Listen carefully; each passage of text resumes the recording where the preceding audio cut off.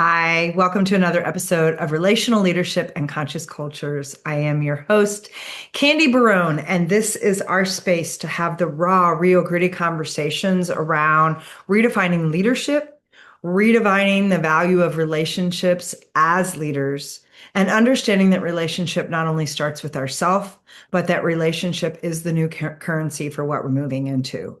One of the paradigm shifts we are here to break down is the fact that leadership is not a function of title. Leadership is not a role. It is not a responsibility. It is not something we strive for. Leadership is a choice each and every day. It is the way that we are choosing to show up. It is the way that we choose to serve others. And it is the way that we choose to take personal responsibility and accountability inside those spaces. So today, what I want to lean into is the topic around the carrot conditioning and CYA. And so if you ever grew up in in a corporate environment in any capacity, I am very sure you have heard the term the carrot and the stick. If you're a parent, that might even be a way that you have looked at motivating or inspiring your kids to do things. There is this idea that you're either leading by the carrot or the stick, which is a very binary way that we create a incentive or fear. And what I want to break down is there is a lot of conditioning in that actually says that both sides of that equation are really steeped in fear. It is and I'm going to talk about why I strongly believe that the carrot and the stick mentality does not work to create conscious cultures or to develop your people in a way that has them taking that personal responsibility and accountability as leaders in their gifts, in the way that they operate, in the way that they're showing up and serving every day. Because what it does is it plays into a scarcity mentality. It plays into a very binary, fear-based system that says, I'm going to reward you if you act the way I want you to, or I'm going to punish you if you don't.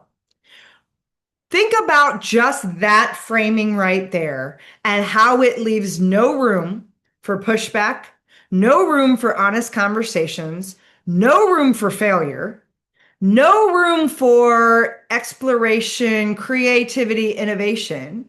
What it does is it creates a noose around your people that says, if I go one way, I've got what feels like freedom in my leash or that noose.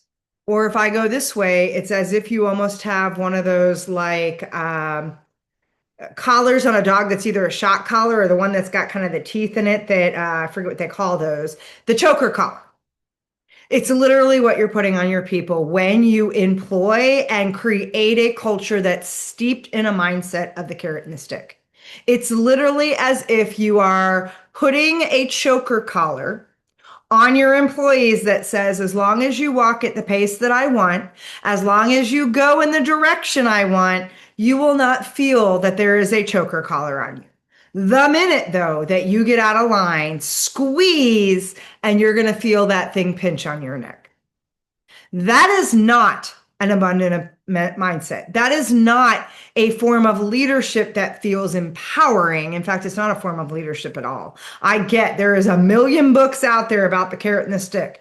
I get if you grew up in the 80s and the 90s in corporate America, that was the leadership training, among others, that literally was the foundational piece that was laid in place that says we're going to have the carrot and stick mentality, and this is the way that we get our people inspired and motivated. No, what it does is it creates a intrinsic amount of fear, and it creates unconscious scarcity that actually has your people shutting down. Over time, it slowly erodes trust, it slowly erodes your culture, and it fractures the ability for your people to feel empowered, feel safe, and show up in the fullness of what they have to offer, both your organizations, your clients, and even themselves in their leadership. And so I want you to realize that this is a broken system. This is a broken mindset that we keep feeding, which then is propagating this conditioning that is happening that says you have freedom as long as you play by the rules. You can speak up as long as it doesn't disrupt the status quo. You can challenge the agenda as long as you don't derail it. And I know back in one of my, actually two of my corporate environments when I was still in corporate America, I was known as the queen of derailing agendas, which I actually take as a title very proudly, because what it meant was oftentimes I would go into these meetings where there would be this really long and detailed agenda that would have sort of the agenda up top, and it would have a perceived or already hypothesized solution included on the agenda. And so, for instance, we were overhauling an entire technology backbone for an organization that I work for. And the first thing that I found interesting was the minute I walked in the room, several of the people said, "We are 100% aligned with what direction we're moving." My first response was, "I find that interesting because we haven't even defined that yet." And their response was, "Yeah, but we'll be aligned with it no matter what." And I'm like, again, I find that interesting because we're not even sure what this is. We have a name for it, but we don't know what that means. And we're still defining what this infrastructure needs to be to move us out of this archaic old way that we've been running this business into something that's going to have longevity and be sustainable and actually work within the culture and the values of who we say we are. Find it interesting that you are so 100% sure that you're going to be 100% aligned to that when that hasn't even been scoped out or defined. So that right there is often what happens when you walk into meetings is there's already somebody holding on to an agenda that says this is what we're doing and I know it's the right thing, and there is no room to challenge that. The second thing that showed up in that meeting was immediately they started talking about what was going to happen as we were building out this new technology, to which once again, and I can't help it. I play devil's advocate. I see the gaps. It's what I do when I go into organizations. I excavate the things that are not being seen or not being said. And it's the gaps that often create the biggest breaks or the micro cracks that then become the big problems. And they were like, "Well, we're going to do this." And my question was, I'm just curious, if we roll this out to the field, have we considered what this is going to do to the back office support, which, by the way, in our last meeting, we very clearly identified we are lacking resources to do what we're currently doing, let alone overhaul a whole system and add another layer of what they're going to be responsible for if we roll this out in the field, that they're going to have to support this on the back end. And I'll never forget the comment that was made immediately that said, "Well, that's not our problem. All we care about is how this affects the sales force." To which I then said, "It is our problem, because if the back office can't support what the salespeople are selling, who do you think's going to feel that pressure?" It's not going to be about the back office is going to feel it for sure. It's going to be our salespeople who can't deliver on the promises that they're now selling to those clients. And when they can't deliver to those clients, they're either going to make other promises they can't keep, which is going to put another strain on the system, or they are going to lose business because they are not standing in integrity. Do you see how this starts to become a snowball? And I always find it interesting in these conversations how the snowball can start to be this really small little thing, and then it gets pushed downhill, and all of a sudden it starts gaining momentum and it starts moving faster. And then next thing you know, it's picking up little plants and it's picking up dogs and cats and people and houses and cars and like entire cities. And now this snowball has become an avalanche. Here is why we need space to be able to challenge the agendas.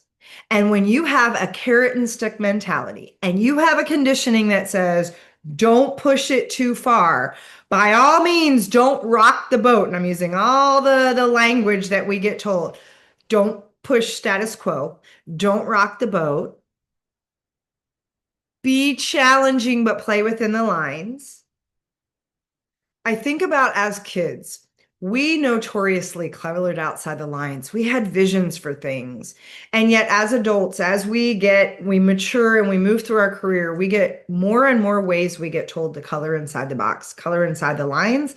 And then at some point when there's a break, when those micro cracks get to be big fracture points, all of a sudden they bring in the consultants that say, "All right, what color is my parachute? Let's color outside the lines, the Oz principles. all these different like rah motivational, and please, I've trained all of them. I was caught in that culture as well, 20 years in corporate. Man, I'll tell you what, you drink the Kool-Aid and you operate the way you're supposed to until you can't. And for me, like I said, in two different organizations, I sat in one meeting in a Fortune 100 company when I was literally the only woman in the room. And our VP kept asking a question. Our executive VP kept asking a question about what was going on and what was the problem. And after seriously about 30 minutes of everybody in the room just nodding their head and not saying anything, I finally was like, look, you want to know what the issue is? This is what's going on in the field right now. Here is the actual root problem. And here is a potential solution I see as being the person in this room closest to the situation. Of course, it disrupted the room.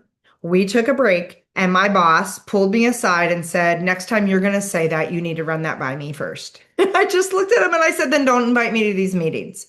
If I don't have a voice at this table that I can actually challenge this narrative and challenge this conversation, and if all you want me to do is nod my head up and down, then I assume I'm not doing that anyway, but I don't need to be in this room and I can go take care of business because your sales reps have a challenge just closing business that now I've got to respond to 250 emails because I've been holed up in this 6-hour meeting and I got to teach your sales reps how to tie their shoes.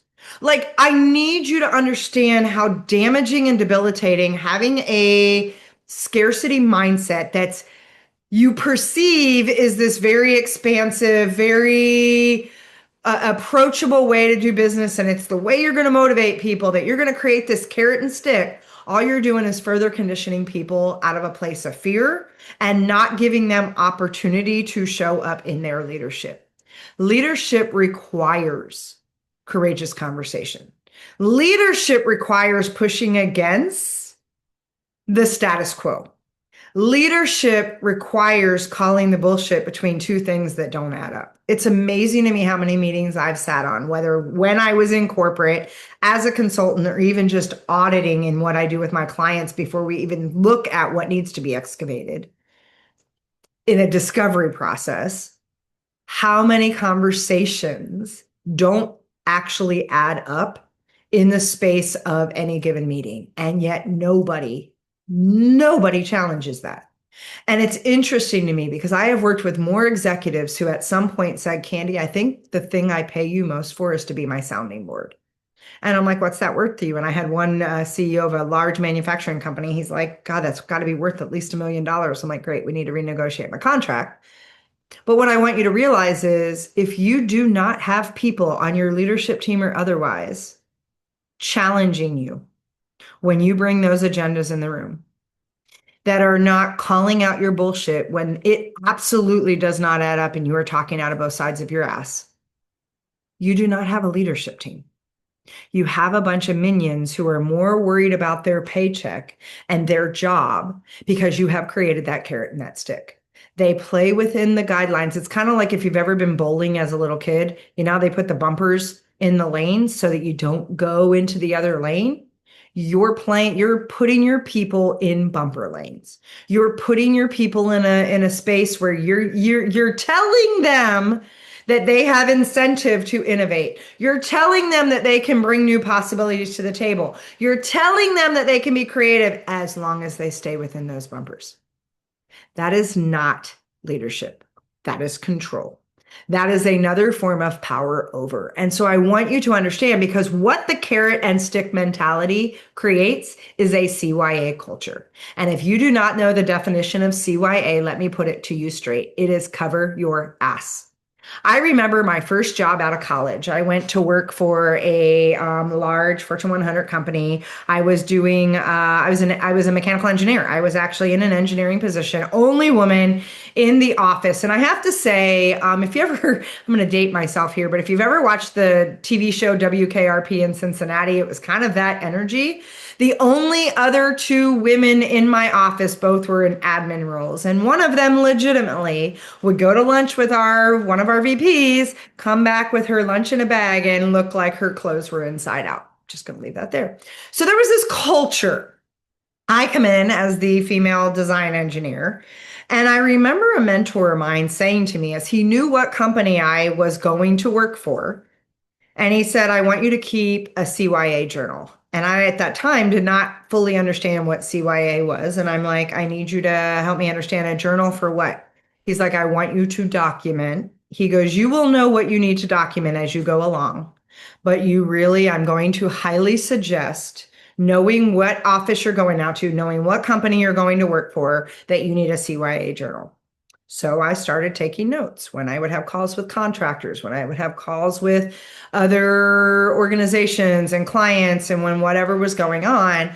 And I remember one morning, my boss came charging into my cube and he's like, you didn't follow up with so and so contractor. And I'm like, I did follow up with so and so contractor, and this is what they said. And he said, no, you didn't. And I flipped open my journal and I said, whatever the date was at 9 a.m., I reached out to XYZ company. This is the question I asked. This was their response. This is the conversation, and this is the follow-up steps. He looked at me because this was before we had all the email trays and all the way. I mean, literally, I'm dating myself. We didn't have all the ways that we keep track of things in technology the way we do now. I mean, hell, when I started in this business, we were still using bag phones and pagers. So I'm just saying where technology was at. This is 30 years ago. He stormed out of my office because he was looking for someone to be the scapegoat on something he or one of my colleagues dropped the ball on. And I remember thanking that mentor, who eventually I left that company because it was extremely toxic. And when we brought in another female engineer, she and I would spend most of our lunch hours crying in the bathroom because they would purposely send us to the worst areas in Cleveland because they didn't think we could hack it. When some of our service guys found out, I mean, it was just the whole thing. It was not an environment set up for my success. And at some point, I decided to leave even before I had a job after it because I knew, even as a brand new engineer out of college, that this was not an environment that was going to support me. And so, but what I want you to realize is that's what happens when you have a carrot and a stick. If you play by my rules, you're one of my golden children. And I remember that in every organization I was at. I pushed against in another organization, and it was amazing to me when you watched how he had his favorite. Our GM had his favorite. And it's because every one of them kissed his ass and played by his rules. The people that challenged him oftentimes didn't last long. And so I want you to understand that that carrot and stick mentality is not a healthy leadership model. It is not a expansive, empowering way for your people to feel safe and engage and feel like they actually can show up as their best selves. It is a scarcity model that drives and propagates fear, and it creates a CYA culture. And I guarantee if you have people living and operating from a CYA mentality, you have a culture that is broken, you have a culture that is in massive distress, and you have a culture that literally is toxic, that needs to be excavated and needs to be built from the foundation up, because you actually don't have the culture you claim you do. You have people that are living in fear and operating from a place of scarcity in every aspect of how they show up and do their work. And so I want you to think about that. I want you to realize that some of these old leadership models, I get where they came from, and I'm going to challenge that they didn't fit, they didn't actually work when they were rolled out, and they really don't work now, especially as you think about and start considering how important relationships are as the new currency and the energy and the things that are shifting. If you look at the world right now and look at why it's such a shit show, I'm going to tell you a lot of it has to do with these models that were in place that have people feeling entitled, that have people carrying a power over, that have people acting as if they're some kind of like warden who are like, play by my rules, or you're going to be in solitary confinement and you're going to be punished.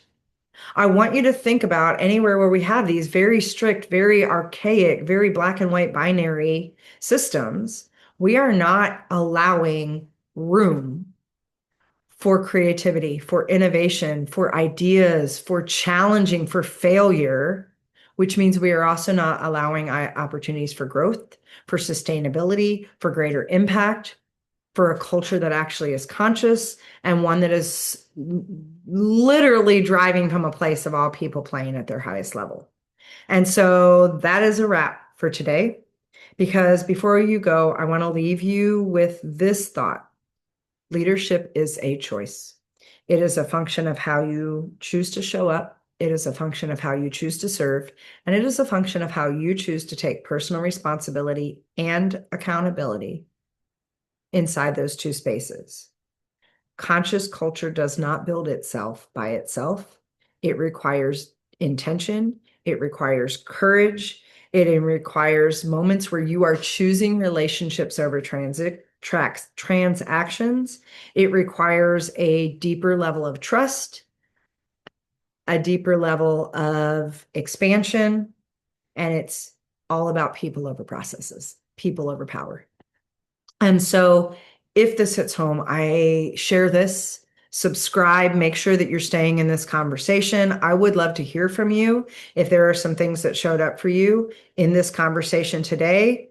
And if you are ready to go deeper, subscribe, leave a review, come find me. And as always, remember, lead courageously, lead compassionately, and lead consciously. This is Candy Barone, and I'll catch you on the next episode.